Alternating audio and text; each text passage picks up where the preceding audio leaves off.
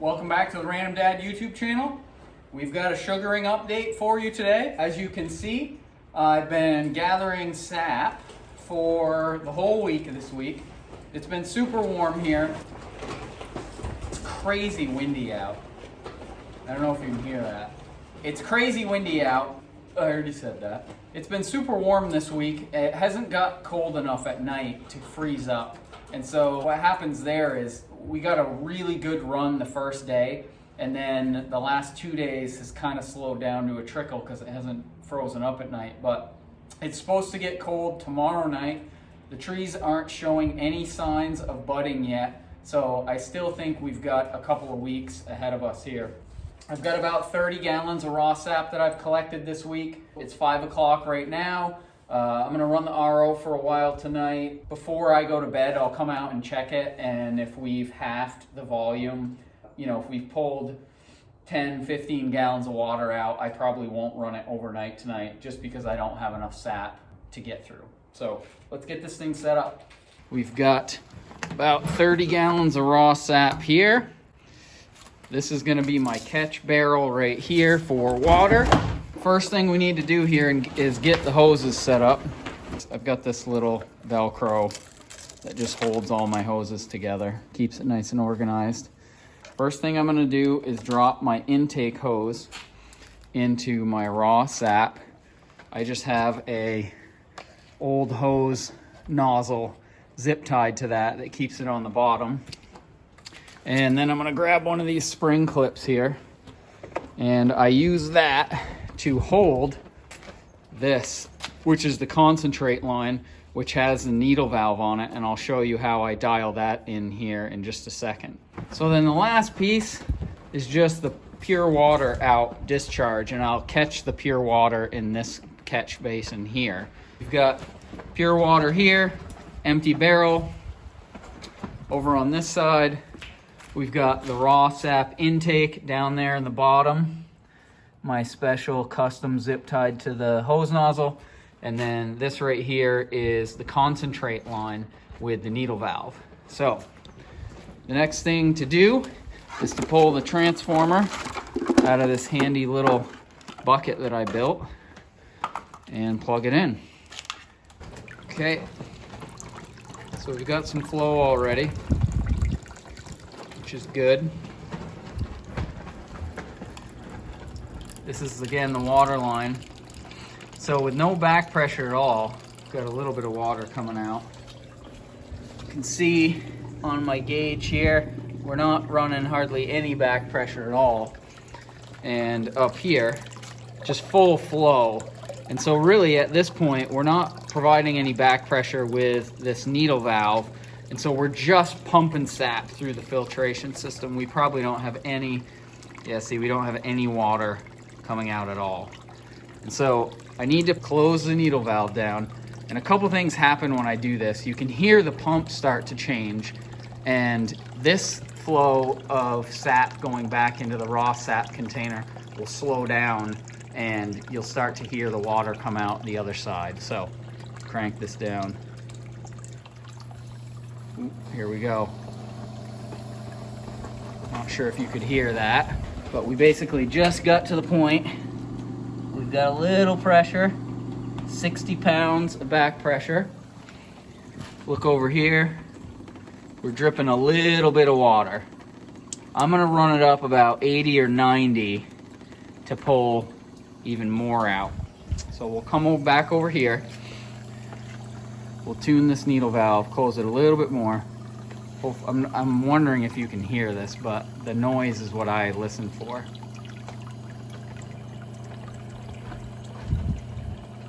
I'm basically making the pump work harder, and that's what I can hear. So that didn't go up too much, 65. So we're pulling water out, but we can get more. Go a little more.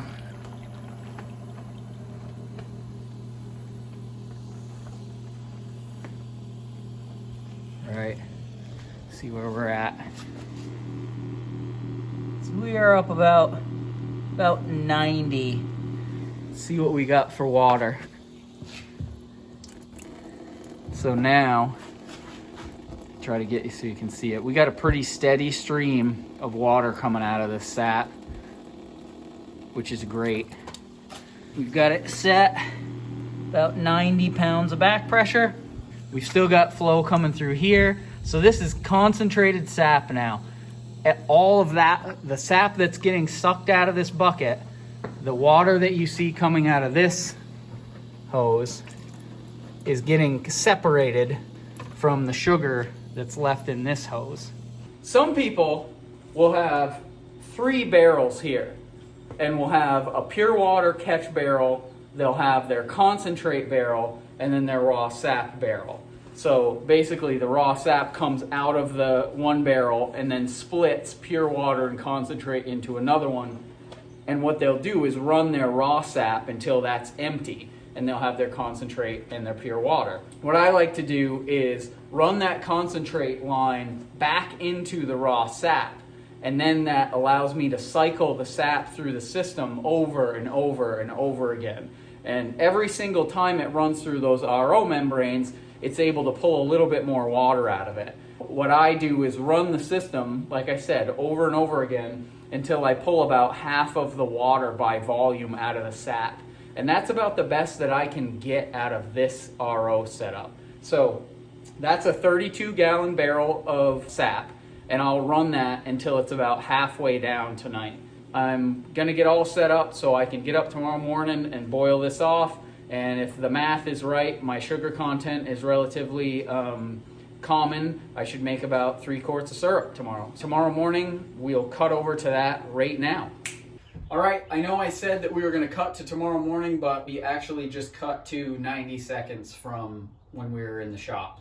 I'm gonna get the pan and everything all set up. I have it off of the arch from finishing the last batch, and I wanna get the warming tray and everything all put together, so I was gonna show you that real quick. Because we do small batches, I take the pan off the arch to draw off so we don't scorch the pan. So I'll set the pan back on the arch.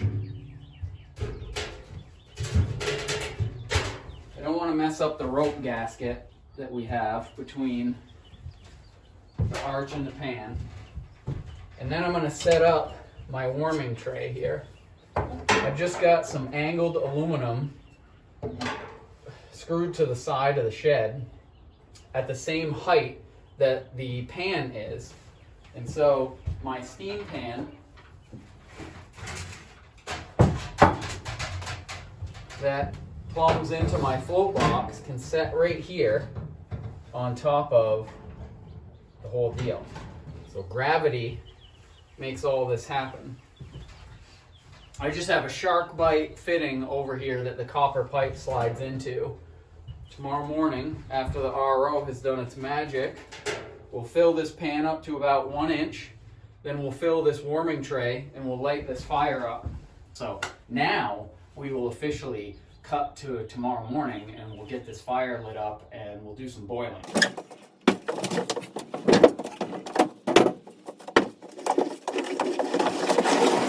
All right, welcome to the next morning. Got the concentrate dragged down from the shop. Ran the RO till about 10:30 last night. I think we pulled about 15 gallons of water out, so we're about halfway. I would guess we have somewhere between 15 and 20 gallons of concentrate, but I'm gonna get the pan filled up here and get the fire started, and we'll make some syrup.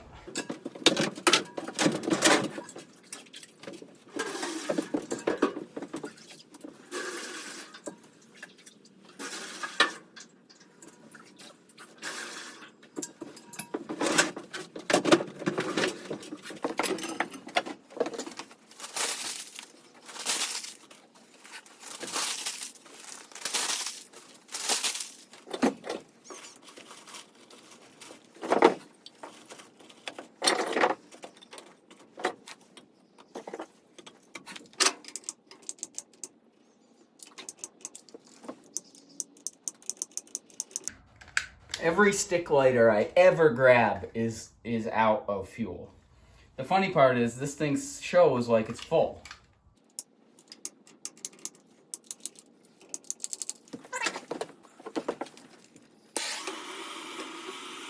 Now that's a fire. All right, so we just got the fire started. I gotta decide whether I'm gonna set the RO machine up to feed the steam pan, or if maybe I don't wanna bother with that today. But I'll check in with you guys as we go. I started the fire about 15 minutes ago, and we've got probably 20 gallons of concentrate to get through, so we'll see how it goes. We got a decent boil going now. We've been out here probably 40 minutes since I started the fire. The sap is boiling nicely now, as you can see here on the thermometer. Whoop. We're showing about 210. See if I can get you a little closer. So water boils at 212, so we're almost at boiling temp, but we got some steam rolling here. Now is the long waiting game. I probably won't check back in with you until something interesting is about to happen. I have decided I'm just going to feed the steam pan manually today, the warming tray. I'm not going to bother setting up the RO machine to feed it. I just don't have enough concentrate to get through to make it worth my while. So now that I've got a good boil going, I'm going to manually fill that steam pan and basically just keep it full. I'm stoking the fire every 12 minutes. That seems to be the most efficient setup. So I'm just going to do that over and over again until we run out of concentrate. And when that time comes, I will show you what I do next. Okay, so one quick interesting thing, I guess. I just filled up my warming tray here, my steam pan, so that's full of concentrate. And I dialed in my float valve so it was just a trickle, because I got about an inch of sap in the pan, and I want to maintain that sap level. I check the level over here on this float box, so you can see where the cutout is for the draw off valve. If the sap level goes down with this float system, it uses this arm that plugs the input to the pan. So I got that dialed in nicely. I have completed putting all the concentrate into the steam pan. It's all down into the finishing pan now, and it's the time where I'm going to pop the steam pan off, because I do a little dance when I get close enough to draw off here, where I pull this pan off and I draw off completely so I don't scorch the pan.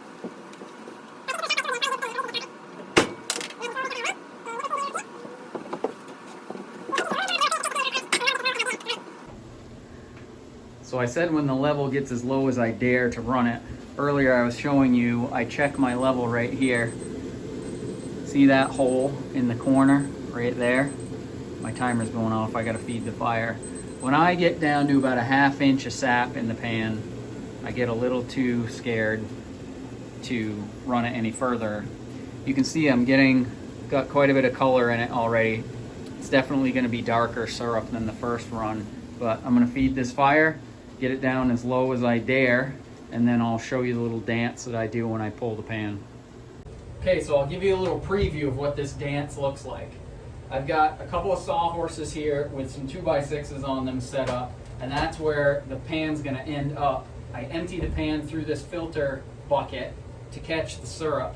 At the same time, as soon as I pull the pan off, I have a square piece of steel that fits perfectly on top of the arch. And so I basically replace the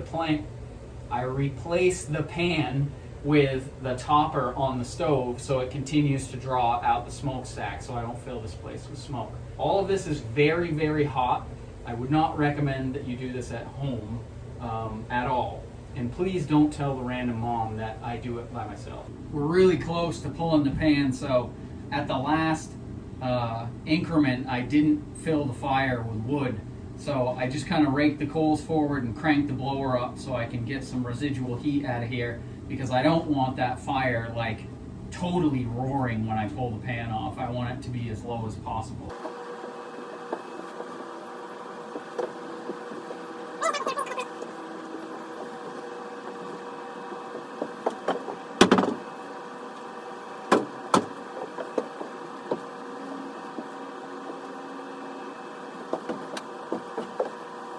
I've talked about this before, but this is my little homemade filter bucket here.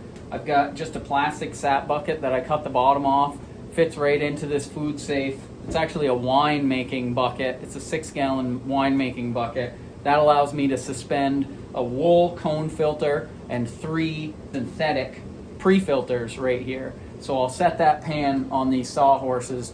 I'll draw off directly into this bucket, and then I'll finish and bottle inside the house. While we're waiting here for the last little bit to boil down, I thought I'd do some bonus content and actually answer a question. I got a bunch of, as usual, tens of thousands of comments and questions on the Random Dad Instagram about the sugar house and how I have this wood-fired arch inside the sugar house. Did I cut a hole in the side and put my smokestack out? I actually just framed in a little spot where I can remove a panel of the siding. So I just cut a square in the wall of the shed and screwed a piece of 1x that I had kicking around on the back of it. And so I pop this out and I run my smokestack through it during sugaring season, and then I just pop it back in when I'm done, and I put the arch and everything away. So I don't have a dedicated sugar house. I just have a multi-use shed that we transform depending on the season. If you want to know more about how I did that, drop me a comment below, and I could make a specific video on it. All right, the time has come. I've got about, a pinky, maybe a little bit more than a pinky depth of sap in this pan, and I do not want to burn it. And so we're going to do the switch over right now. First thing I got to do is shut the blower off. And I usually open the damper in the front just to try to get a little bit more of a natural draft going. And now's the fun part.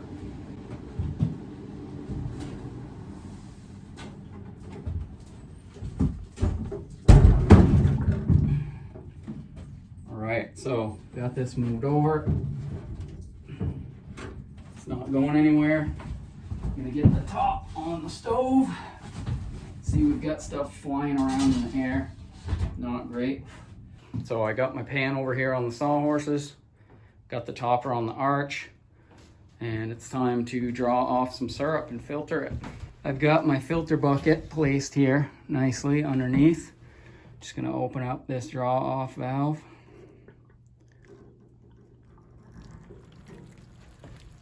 And there we go. Nice hot, fresh, not quite maple syrup yet, but we're gonna catch it all here, bring it in the house, and we'll finish it off inside. All right, so that's how we make maple syrup. I'm not gonna show you finishing it off and filtering and canning in the house. It's pretty straightforward. I boil it up till it hits 221 degrees. That's where I found it's the right density. I don't have my hydrometer with me today, but 221 has been pretty solid for us. So I'll drain this off, finish it off in the house. And as always, thanks for watching The Random Dad. Leave me a comment, like the video, all that fun stuff. See you next time. All right, bonus material on The Random Dad. This is kind of behind the scenes look. Everybody watches The Random Dad. I get all these comments on Instagram. Oh, Random Dad, you live this glamorous life. Backyard sugaring so easy. Just bada bing, all of a sudden you got maple syrup. It is late in the day. I made a gallon of syrup today, but I've been outside cleaning the pan, cleaning the buckets, cleaning the steam pan, cleaning out the float box, rinsing out all the gathering tanks, rinsing out and cleaning all the buckets. And I haven't even gone inside to clean up the kitchen from the finishing part of the boil. So it took me about 2.5 hours to finish the syrup inside the house. I canned it in ball jars. We're keeping this batch, so I didn't use any of the fancy containers, but I still probably have another hour of cleanup in there. So just when you think The Random Dad backyard sugaring is this glamorous, easy setup, it's great and it's fun, but it does not come without all of the hard work to keep things rolling. So anyway, just wanted to give you a little bonus footage behind the scenes.